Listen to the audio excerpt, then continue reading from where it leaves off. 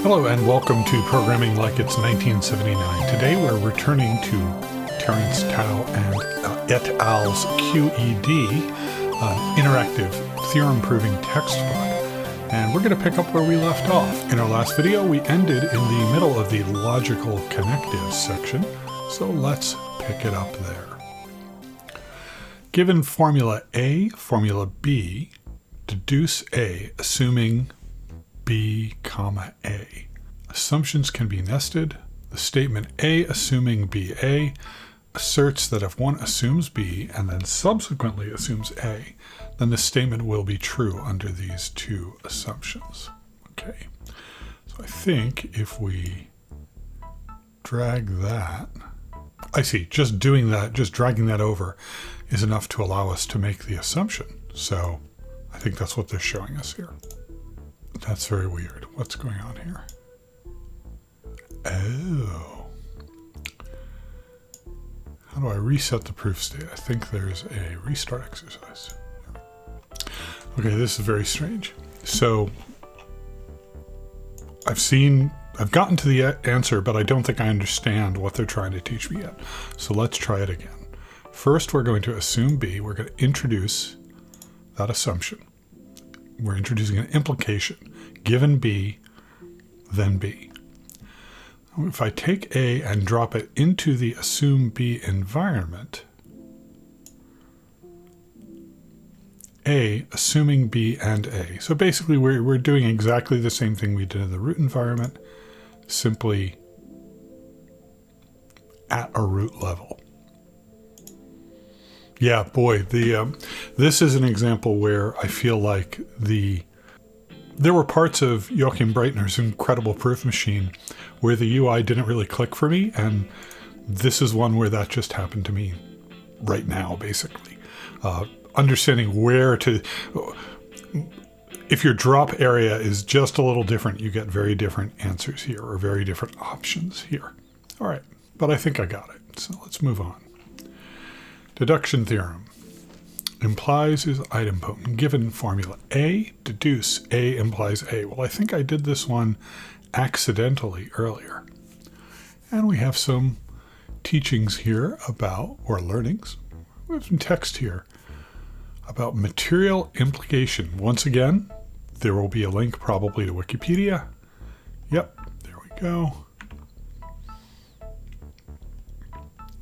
Implies AB is the assertion that B is at least as true as A, but they do not need to be equally true. If A is false and B is true, then it turns out A implies B is true. It could also be written as if A then B. The deduction theorem asserts that if you can prove a statement B under the assumption of another statement A, then you can deduce the compound statement A implies B. To use it, take a statement that is known under some hypothesis and drag it out of the window into the parent window. Okay, so this is the equivalent. So we're going to assume A, given formula A.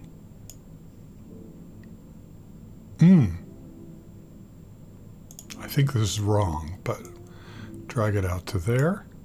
A implies A. That was it. So drag in the assumption, move it out, and that is implication.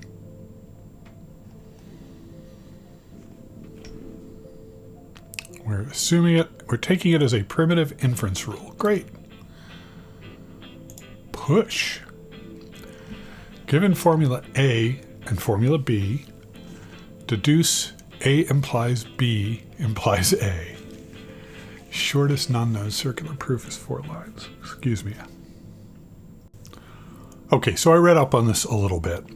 The basic idea here is if we have a syllogism like all men are mortal, Socrates is mortal, therefore Socrates is a man, the example Wikipedia gives for this is suppose you add the statement, all men are mortal, Socrates is mortal, cows produce milk, therefore Socrates is mortal. The fact that you added a new statement to this syllogism doesn't weaken it.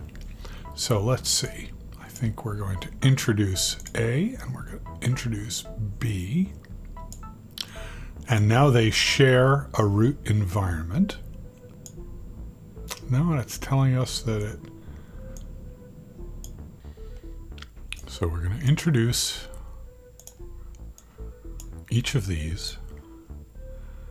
That if I drag A onto the formula as per their alternative suggestion, then we get push here. A assuming A comma B.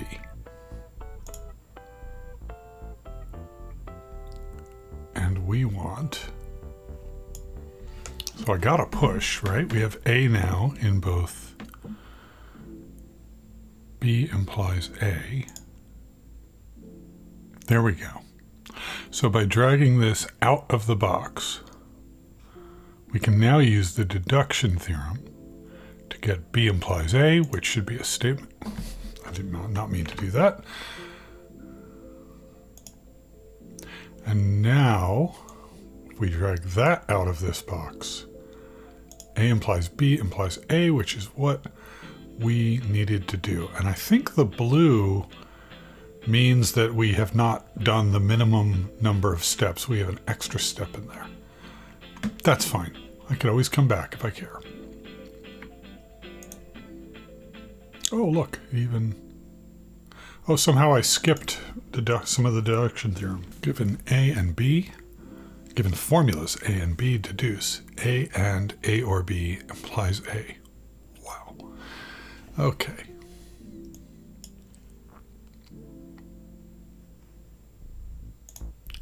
A or B. And I think I can just do a conjunction A and A or B. Right, so now we have this as an assumption. So now we can bring that into our root environment, I think. And if we drag it out, no, we're not going to be able to do that, are we? Yeah, that's not what we need. Am I misunderstanding? Oh, try to establish Y, which in this case is A, inside the window corresponding to that assumption. Then use the deduction theorem. So we are going to introduce that. So now this, okay, so we can use conjunction elimination and just choose left, right? And then we use the deduction theorem. Great. Next exercise. Double deduction theorem. Given C, assuming A and B, root environment, deduce A implies B implies C. Easily follows. I always hate that because that means this is the exercise that's going to take me 40 minutes to do. The appearance of root environment in the list of assumptions is not needed to solve the exercise, but it affects the user interface for applying the exercise. Namely, to invoke the theorem in the future, one should drag a statement up 2 levels, undoing 2 levels of assumption. Okay. So we are going to assume A and B. Oh, we're already there. We're already here. Deduce A implies what? Do I just drag it up? See, what's interesting here from a UI perspective is that the environment says assuming A, assuming B, but we don't actually have that assumption here, right? So I can't grab A and use it somehow. Although it is, no, that was, I just dragged that over. Okay, well, if I drag it up 1 level, I get B implies C in the A environment. If I drag it up to the root environment, I get A implies B implies C. All right. I was sure it was going to make me do the double drag that it talked about up there. To invoke this law, one should push a statement down 2 levels into an assumption window that has 2 levels nested below the one the statement lies in. Given A, B, C, deduce A, assuming B, C. Okay. So I think that, right? Obviously,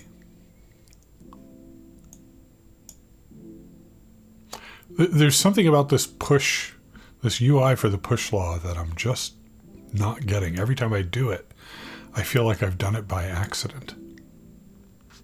So dragging from here over here is getting me those pushes.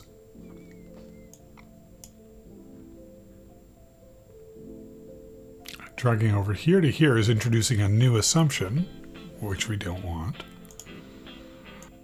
Dragging it down one level, push A assuming B. But if I drag it down, I guess when they say drag it down 2 levels, I'm assuming they literally mean drag it into the second one. What they actually mean is, I think, one step at a time, drag it once and then drag it twice. Okay, that's where my confusion lay there. Modus ponens, everyone's favorite. Given A and B, assuming A, deduce B. It asserts that if a statement A is known to be true and is also known that A implies B, then one can conclude that B is also true. So we're not doing constructive mathematics here. Getting the axiom of choice.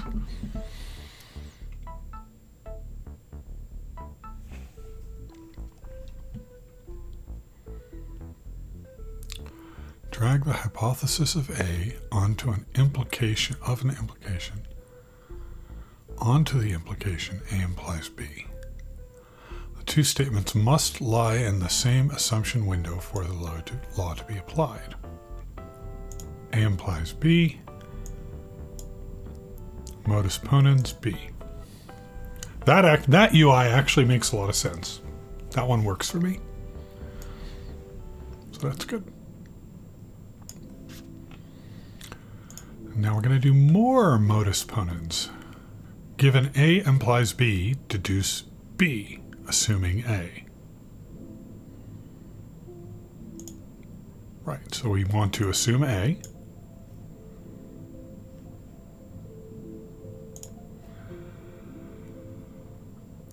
Then I can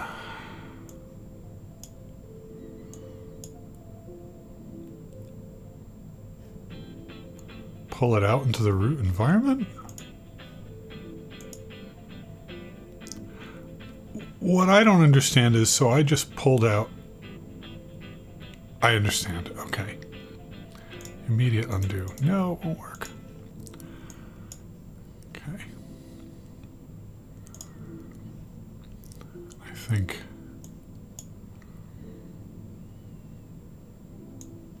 Do I need to pull this into the environment? Do I need to push it? I think I do. I need to push it in. Modus ponens. B assuming A, QED. They count the QED at the end as one of your steps, and so I'm constantly in a state where I can't be near the end. I'm 2 away, but really I'm only 1 step away. I think this might be the last one I do today. I'm going to keep this video short. There are so many of these modus ponens. I'm really looking forward to getting to kind of the 2 places I want to get to in this little mini-series is the case analysis stuff and also disjunction elimination. That's kind of my goal. Am I going to get all the way to quantifiers? I don't know. I feel like this series is more for my entertainment than yours, frankly. I'm going to keep doing them and putting them up, and if people enjoy them, have questions, please leave a note in the comments. And also, if you have criticisms or feel that I'm not doing this topic justice, I'd love to hear your comments on that as well. All right, last one here. Implies is transitive. This feels like it should be easy. Deduce A implies C. We shouldn't even need to introduce an assumption for this, right?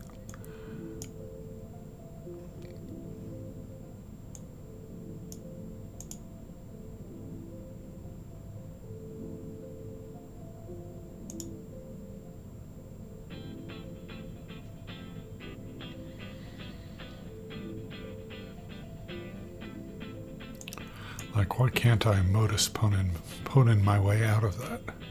7 lines, so that seems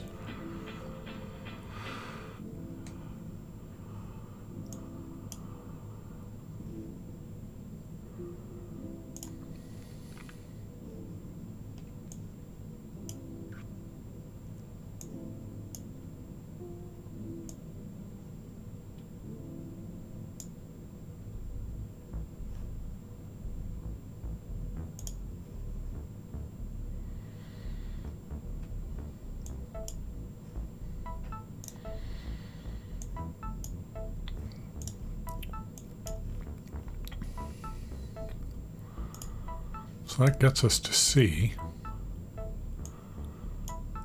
And therefore, we have deduction theorem. Okay, so what did we do wrong here?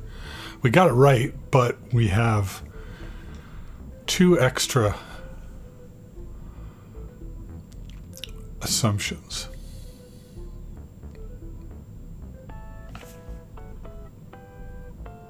Deduce A assuming A.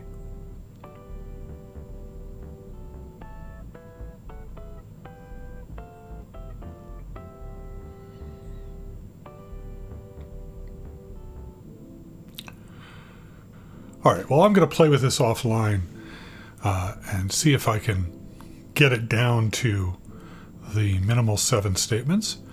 All right, so I think I got it here. We use A implies B to assume A and introduce B. Then we can push B implies C down. Then we could use modus ponens, and from there we can use the deduction theorem. And that is the minimal way of doing this. I almost want to run this in Incredible Proof Machine side by side and see which of these works better with my brain. Proofs are not natural to me. They are not maybe they're not natural to anyone. I don't know. Maybe that's the sauce here, and that's why games like this or tools like this are important, because it's very easy to look at it and say, well, it's English. Why don't you understand English? But the fact of the matter is, you give me a diagram, right? Explain to me the rules of the diagram, and I have a more intuitive understanding of it. Whereas this, like, yes, I could look at the proof and follow each step and decide, yes, each step is correct. But as I zoom out, what I don't have a sense for is the structure. And you know, that's on me, not on mathematics. That's a shortcoming in my education or my brain, another way to put it. But that's something I've been thinking about, and it's why I wanted to continue down the path of kind of forcing myself to do these proofs. If you've ever learned to play a game like chess, where there's a lot of pattern recognition, you may be familiar with you struggle and you struggle and you struggle and you just don't see any of the patterns. You just lose game after game after game. And then in some cases, for me, some of those patterns start worming their way into my consciousness. You start recognizing some of them. If you're me, it doesn't translate into being a much better chess player, but you're not completely a C. When you lose a game, you might start understanding why you've lost that game. That's the level of agility with proofs that I'm hoping to get to. Not that I'm going to necessarily be reading the proof of Fermat's last theorem and comprehending everything, but at least the basic stuff. I'd like to have an intuition of the structure of the proof. And maybe even using the word intuition is a sign that I'm not approaching this topic correctly. I'll own that. But that's still the desire. And you don't have to justify a desire with logic. You can just justify it as you want what you want. All right. Take 2. Thank you very much for watching. This has been Programming Like It's 1979, and I'll see you next time.